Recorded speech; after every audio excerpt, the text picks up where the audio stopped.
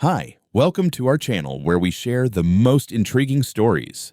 When a reclusive veteran receives a threatening letter from a power-hungry HOA, he uncovers a web of lies, forgeries, and midnight sabotage. What begins as a property dispute spirals into all-out war, and he's not backing down without a fight. This is not your average neighborhood drama.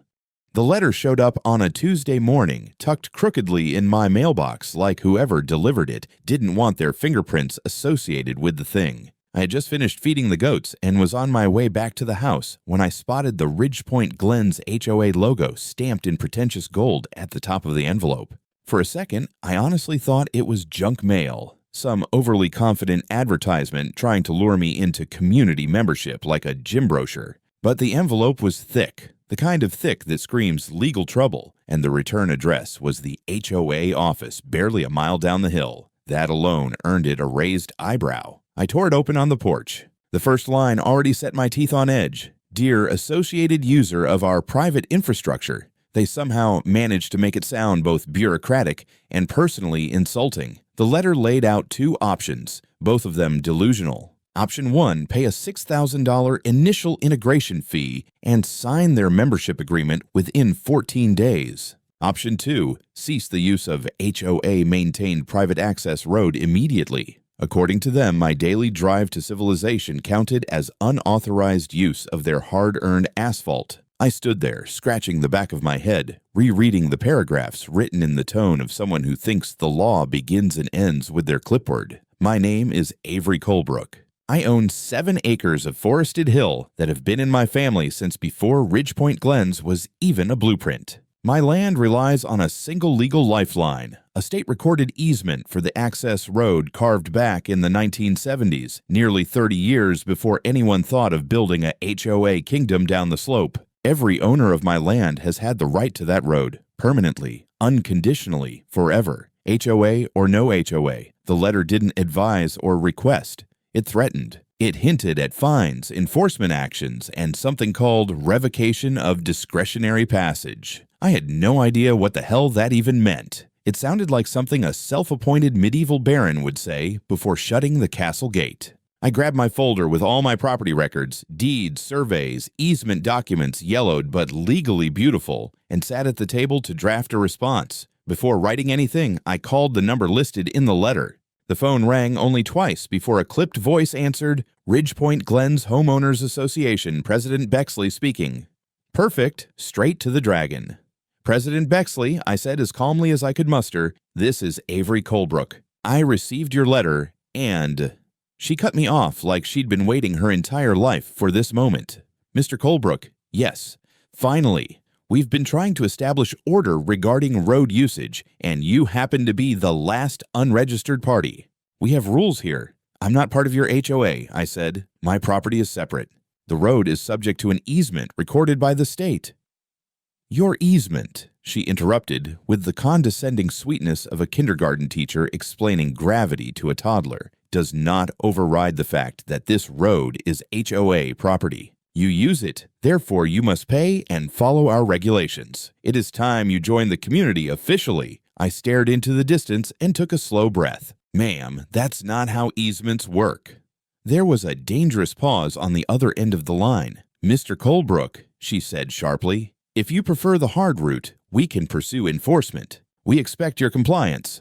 Not happening, I answered and hung up before she could rehearse another threat. I spent the next 20 minutes writing a refusal that would have made my old commanding officer proud. I attached a copy of the easement, certified by the county, and politely informed the HOA that any attempt to obstruct or interfere with the road constituted a criminal violation. I printed 2 copies, mailed one by certified post, and emailed the other for good measure. For a moment, I thought that was the end of it. Wishful thinking.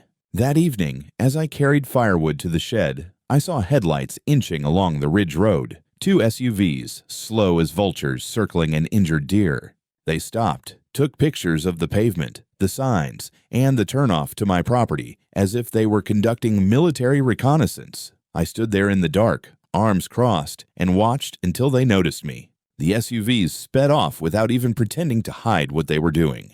So much for a misunderstanding. I realized then that this wasn't just paperwork or a bored HOA board looking for something to do. They were probing, testing, taking inventory, preparing for something. And I had the distinct feeling that the letter I received wasn't an invitation. It was a warning shot.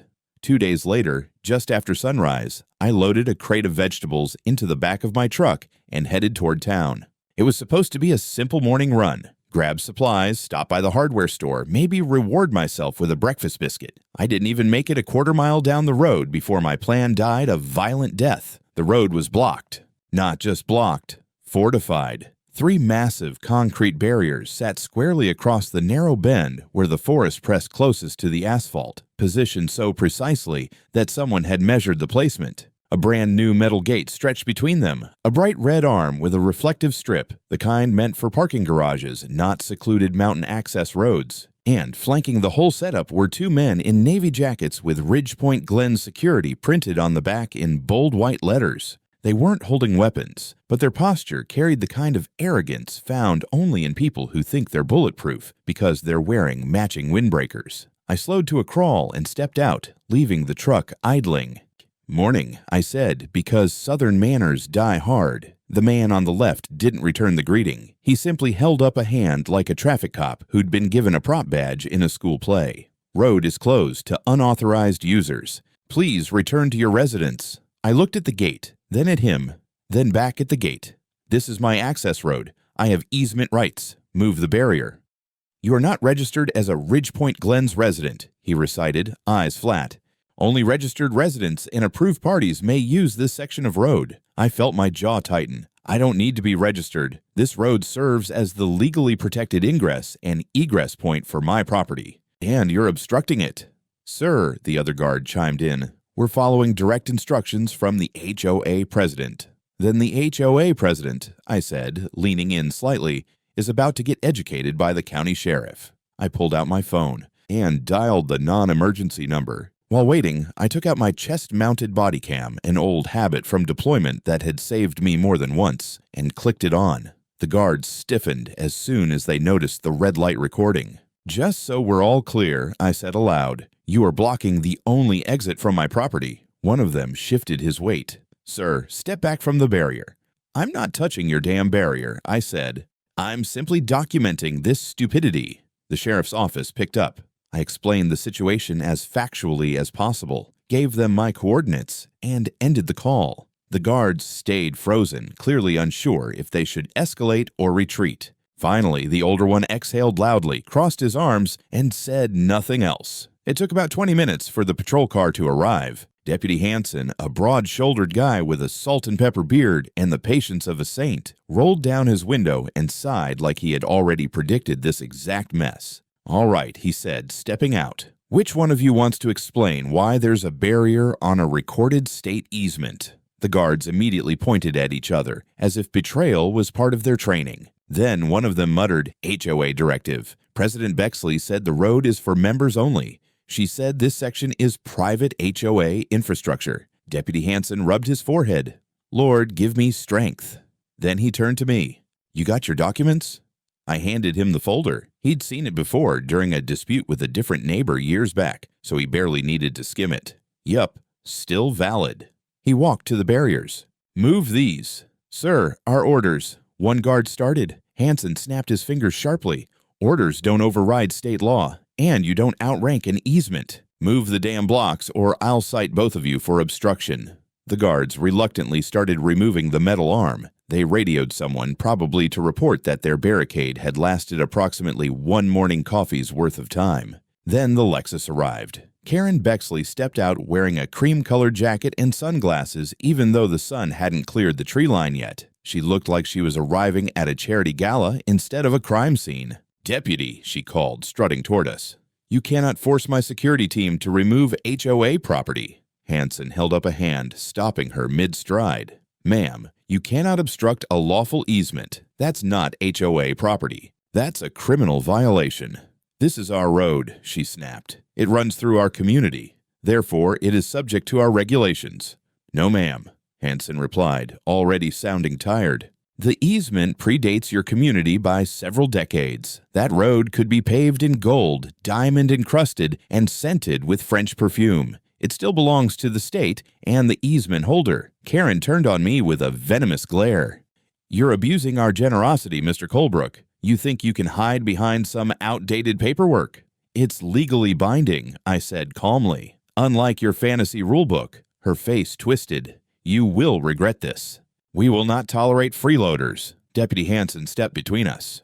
Ma'am, unless you'd like to spend your morning in the back of my cruiser, I suggest you take a breath and stand down. The look she gave him was pure hate dressed up as indignation, but she backed off and stalked toward her car.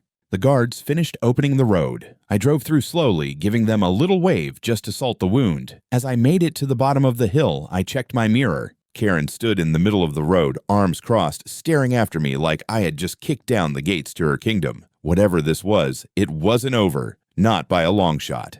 The morning after the blockade incident, I woke up with the kind of clarity you only get after someone tries to box you into your own property. I made coffee, fed the goats, checked the perimeter cameras, and for a moment allowed myself to believe that maybe, just maybe, Karen had burned through her bag of tricks. People like her usually run out of steam when confronted with actual law enforcement. But then the universe chuckled, and FedEx rolled up my driveway. The driver handed me a thick envelope stamped with "Urgent, Documents Enclosed," HOA letterhead. Again, I signed for it, thanked the guy, and took it inside, already preparing myself for whatever new hallucination of authority they had cooked up overnight. Inside was a neatly stapled document packet titled Road Use Agreement, 1994. According to this masterpiece, the former owner of my property had allegedly acknowledged the necessity of HOA oversight and agreed that all future owners would be obligated to join the Ridgepoint Glens Association.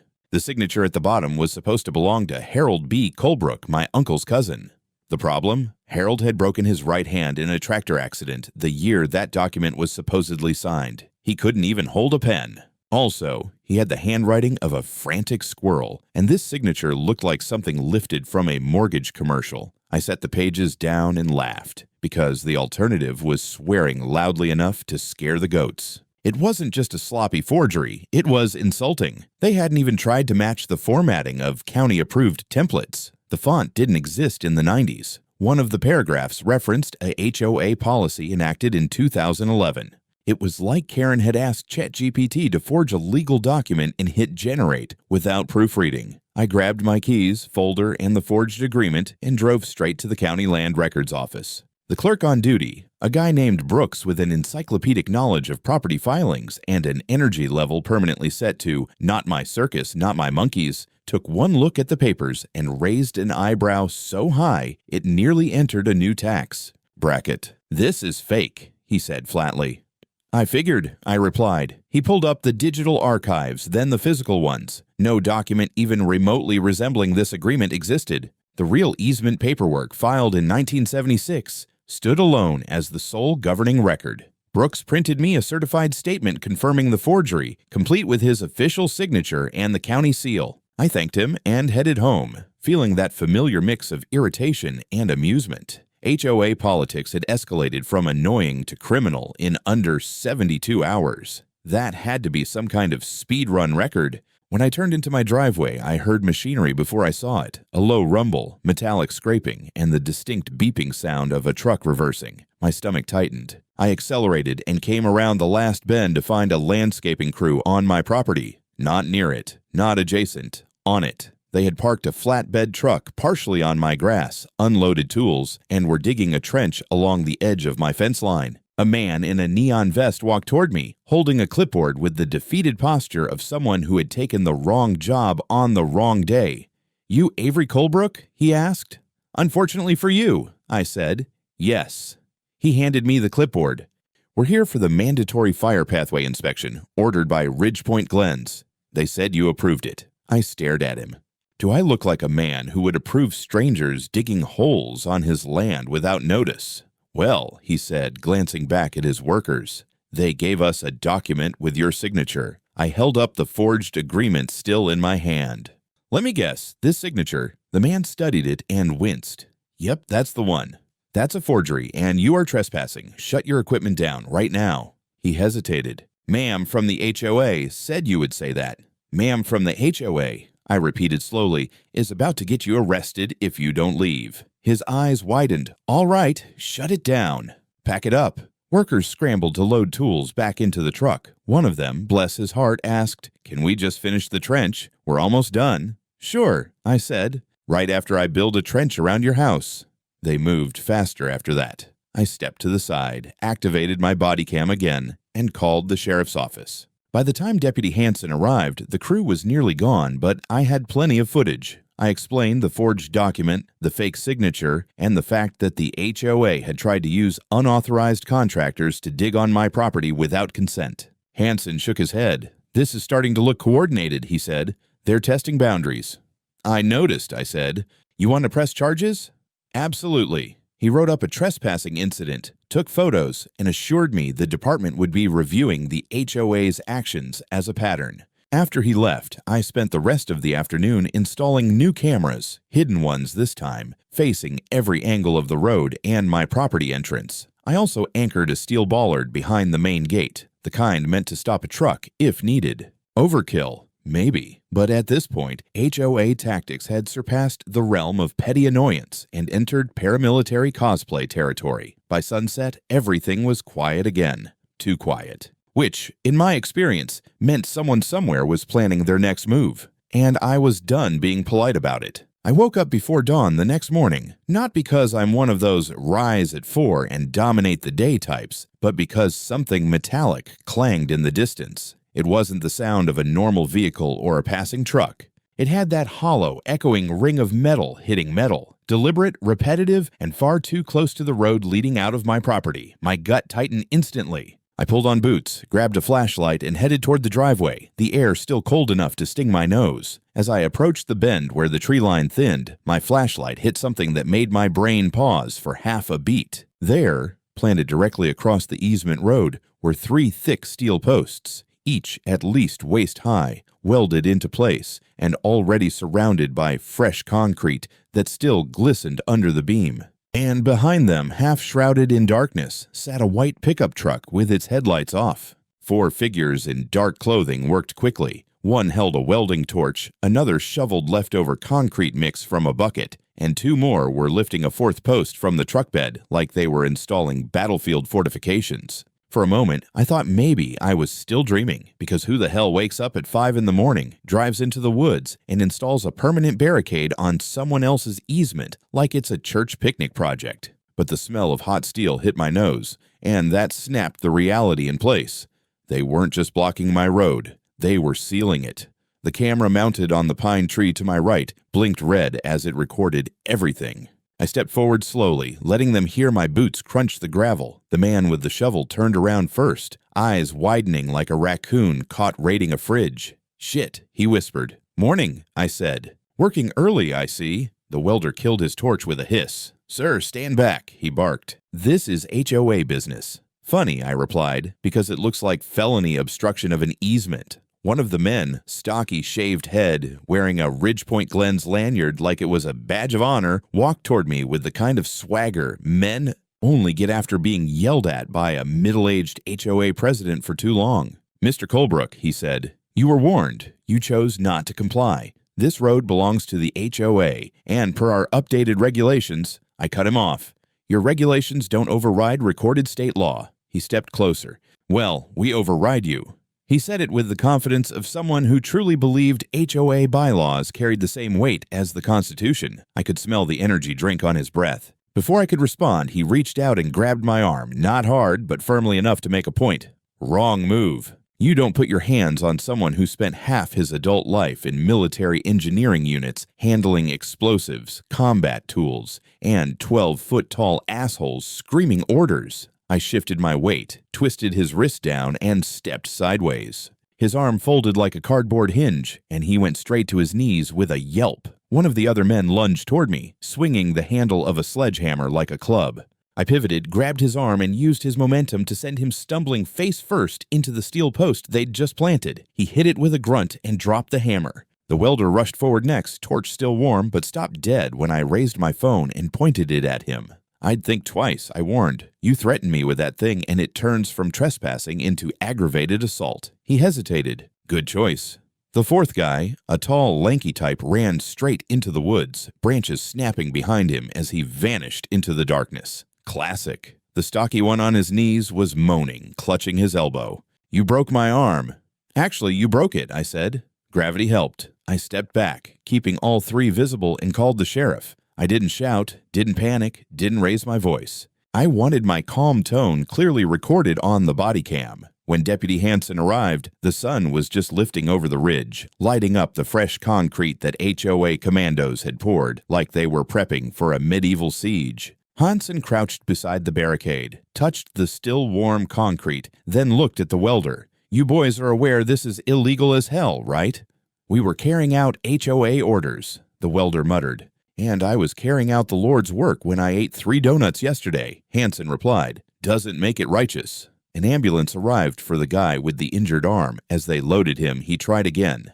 Deputy, arrest him. He attacked us. I didn't say a word. I just tapped the body cam clipped on my chest. Hansen nodded. Yeah, we'll be reviewing the footage. Real sorry if your plan to intimidate a homeowner went downhill. The 2 remaining men were detained for questioning. The welder kept repeating, we thought we were allowed. She said we were allowed. She, of course, being Karen Bexley. Hansen looked at me as the last man was escorted into the patrol car. This is escalation, he said. Serious escalation. No kidding, I replied. You want to file charges? I want to file every charge possible. He smiled grimly. Thought so. After they left, I stood staring at the steel posts. They weren't just a barrier, they were a message. A very loud, very stupid message. So I recorded everything, took wide shots, close shots, time-stamped shots, and saved them in 3 different folders. Evidence is best collected when emotions are high, but hands are steady. I spent the next hour unbolting what I could and marking the rest for removal by a professional crew. By the time I headed back to the house, the morning sun was fully up, painting the forest gold. It should have been peaceful, but the quiet felt different now, like a lull before something worse. HOA had stopped pretending. They weren't negotiating anymore. They were declaring war. By the next morning, the videos from my cameras had already circulated through half the sheriff's department. Deputy Hansen texted me at 8 sharp. HOA is scrambling.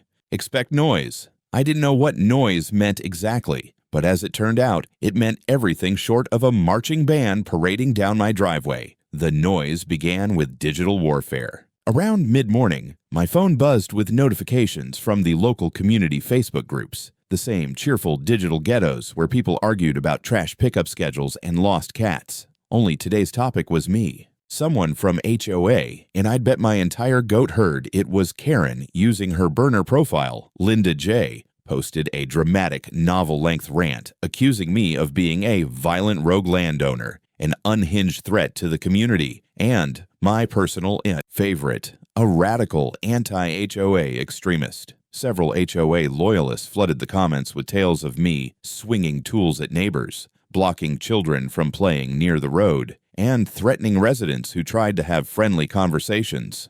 None of it was remotely true, but truth had never stopped Karen before. I reported the post, screenshotted every comment, and filed it away. Digital defamation was still defamation. An hour later, noise level 2 kicked in. A red fire department truck rolled up to my driveway, lights flashing but siren off. 2 inspectors stepped out, one wearing a bright yellow jacket labeled Fire Marshal, the other from the building department. They exchanged an awkward look when I met them at the gate. Mr. Colebrook, the fire marshal asked. We received multiple reports from the Ridgepoint Glens HOA about potential fire hazards on your property. I raised an eyebrow. Multiple reports. Probably submitted by the same person, I'm guessing. The building inspector cleared his throat. They said you had stacks of flammable material obstructing your fire access route. And, a quote, improvised explosive traps. I stared at them for a solid 3 seconds. Improvised explosive traps. That's what the complaint said, the marshal confirmed in a tone that suggested he, too, wanted to punch whoever filed it. Gentlemen, I said, sweeping an arm toward the property, you're welcome to look. My only explosive today is caffeine, and it's in my kitchen. They did a walkthrough, checked the tool shed, the wood stacks, the gate. Everything was clean, organized, and boring. On the way back, the marshal chuckled nervously.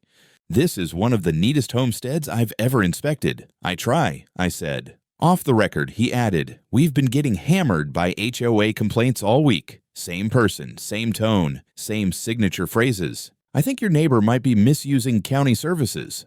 "Wouldn't be the first time today," I muttered. They left, mildly embarrassed, and I barely had time to exhale before noise level 3 arrived. 2 SUVs, silver matching, rolled up to the edge of my property like synchronized swimmers. Out stepped 4 HOA board members, their matching polo shirts tucked in with the precision of a cult meeting. They didn't ring the bell or call out. They simply stood there, filming my house, my gate, my signs, and even my damn mailbox from various angles, mumbling to each other like they were auditioning for a true crime documentary. I stepped outside with my body cam already running.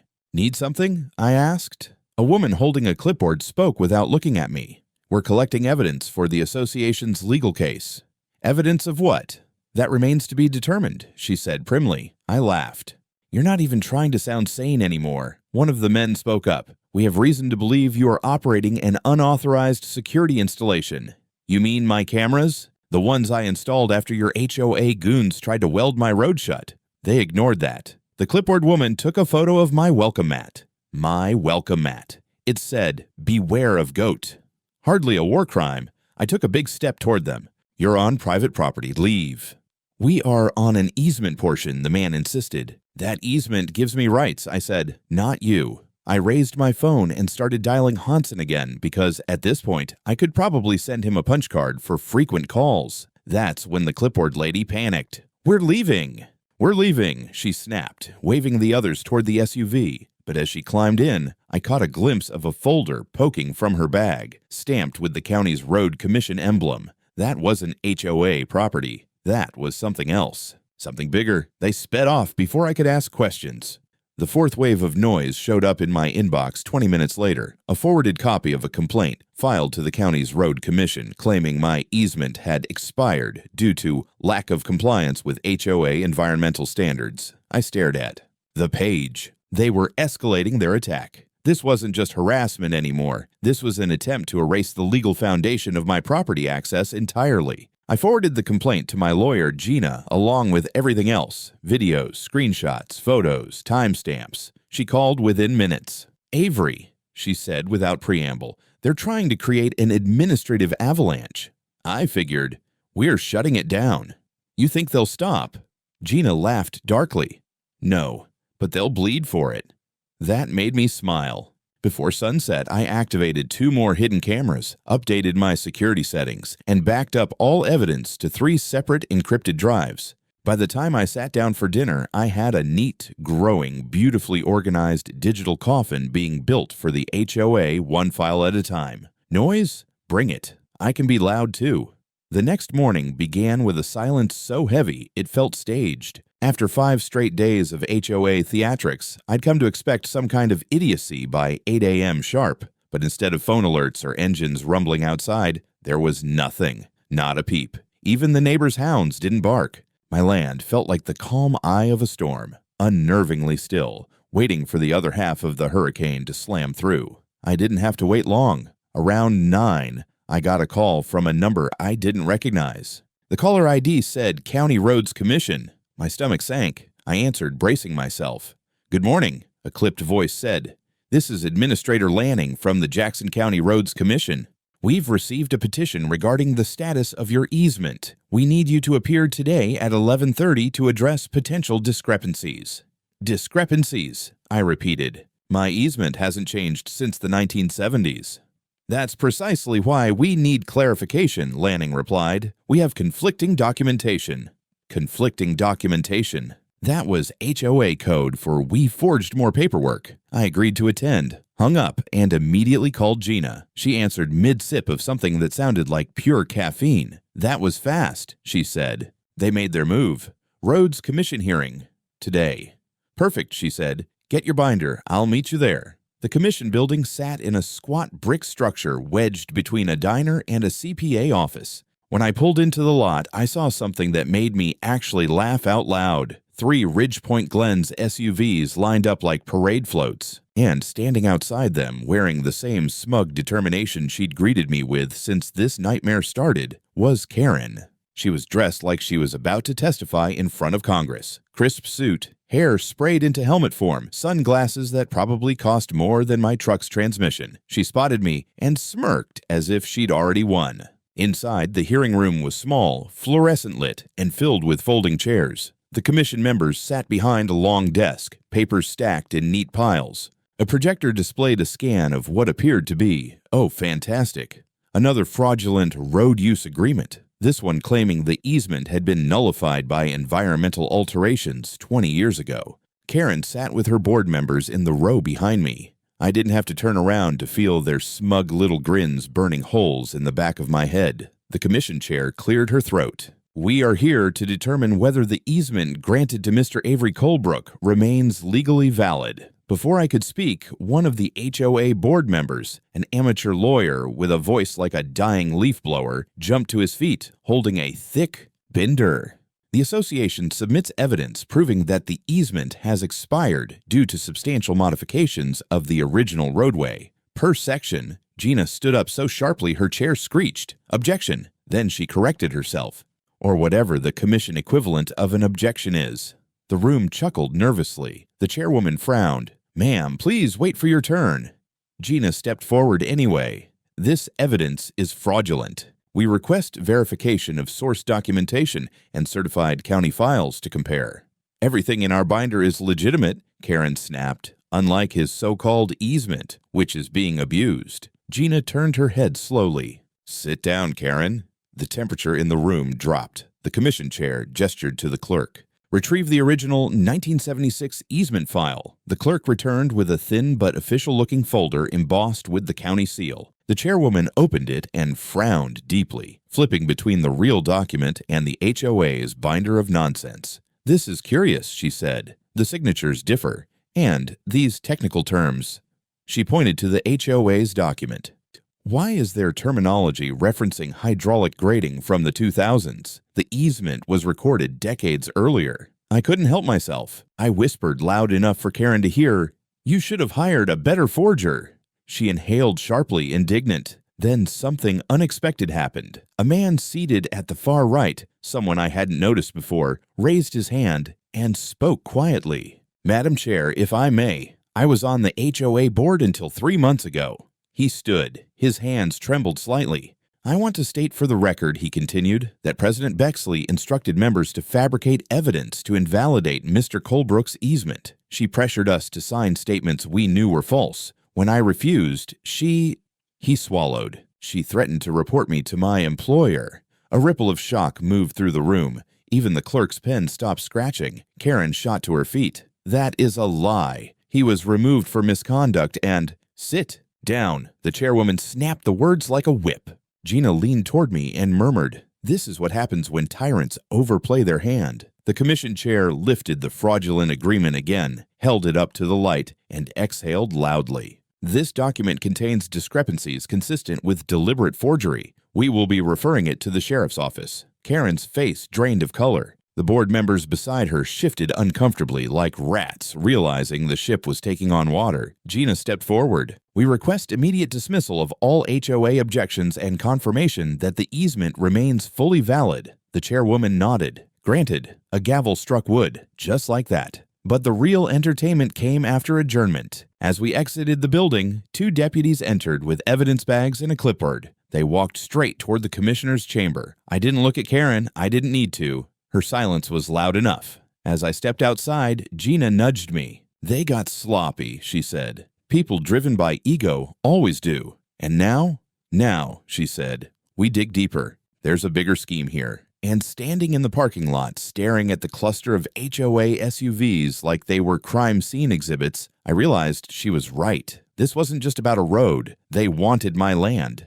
Badly. And they were willing to commit felonies to get it. The day of the court hearing arrived with the kind of sharp, electric tension you can almost taste in the air. I woke early, suited up, not in a business suit, but in clean jeans, a dark button-up, and boots scrubbed to the color they had the day I bought them. Gina said it made me look respectably dangerous. I wasn't sure what that meant, but based on her smile, I assumed it worked in my favor. The courthouse parking lot was already buzzing when I pulled in. Reporters, curious residents, a few HOA members who looked like they'd rehearsed their expressions of wounded innocence in the mirror all morning. And then there was Karen, standing by her Lexus, hair sprayed to architectural rigidity, wrapped in a powder blue blazer that screamed, "I'm innocent," and also, "I ruin people for fun." She spotted me and lifted her chin like a queen, acknowledging a peasant who'd overstepped by daring to exist. "This ends today," she said coldly. "Yes," I replied, "but not how you're hoping." Inside, the courtroom felt packed. The judge, a gray-haired man named Redmond, who had a reputation for tolerating exactly zero nonsense, entered with a stare that could shave wood. Everyone rose, everyone sat, and then the fight truly began.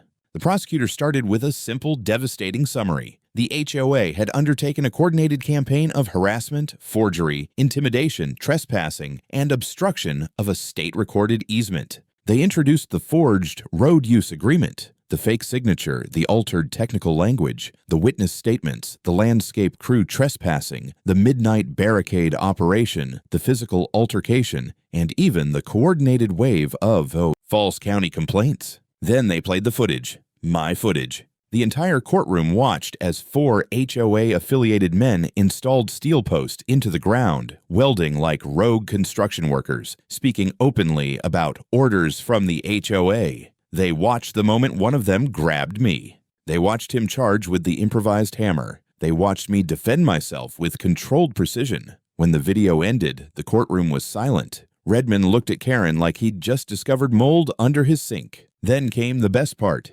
Gina took the floor. She moved through evidence like a surgeon, showing timelines, documents, maps, timestamps, photos, and county records. She presented Brooks' certified statement confirming forgery. She presented official testimony from the former HOA board member who had confessed to being pressured. She presented the real expert's analysis of the fraudulent document, the mismatched typefaces, the incorrect terminology, the digital origin tags proving the file had been created in the past month. She even projected an enlarged screenshot from one of my hidden cameras, Karen standing near the road 2 nights before the welding incident, flashlight in hand, pointing at the ground while instructing 2 of the men where to dig. Karen slammed her hands on the table. "This is taken out of context." The judge leaned forward. "Ms. Bexley, sit down before you add contempt of court to your list of problems." She sat, shaking with fury. Then her attorney, poor soul, tried to mount a defense. He claimed the forged documents were misunderstandings. The nighttime blockade was a safety modification. The physical altercation was self-defense from unpredictable property owners. Gina responded by replaying the part of the footage where his client's men bragged about shutting Mr. Colebrook down. The judge stared at the defense table. "Are you seriously trying to pass this off as legitimate action?" Karen's attorney wilted like a houseplant left in a sauna. After hours of testimony, arguments, and evidence, Judge Redmond rubbed his temples and issued the kind of ruling that could be felt physically. "Ms. Bexley," he said slowly, "this court finds substantial evidence that you orchestrated a large-scale campaign involving harassment, fraudulent documentation, illegal construction, physical intimidation, and conspiracy to interfere with lawful property rights. Your actions were reckless, malicious, and in direct violation of state law." Karen's jaw trembled. The judge continued. "Effective immediately, you are sentenced to 10 years in state prison for conspiracy, forgery, obstruction, and attempted coercion. You will also be held personally liable for damages." Gasps rippled through the courtroom. Redmond wasn't finished. "As for the individuals involved in the roadside blockade," he nodded toward the 2 detained men, 3 years and 5 years respectively for unlawful obstruction and assault. And the HOA organization is ordered to pay damages totaling $270,000 to Mr. Colebrook, plus all legal fees. The gavel dropped like thunder. Karen launched to her feet. "This is a miscarriage of justice. He manipulated." 2 deputies grabbed her arms. She shrieked as they cuffed her, her voice rising to a banshee pitch. "You can't do this. This is my community. He doesn't belong here. I will appeal. I will." The doors closed behind her screams. The courtroom exhaled collectively. Gina packed her documents with a small, satisfied smirk. "Well," she said, That went about how I expected. I stared at the now silent room. 10 years. She earned all of them, she replied, patting my shoulder. Let's get out of here before the HOA tries another stunt. When we stepped outside into the bright daylight, the crowd parted. Some people nodded respectfully. Others avoided my eyes. A few HOA members looked like their world had ended along with their president's freedom. I didn't celebrate, but I did breathe. For the first time in days, I really breathed. When the dust finally settled, the world felt eerily quiet. Not peaceful, just emptied of all the static that had been buzzing around my property for weeks.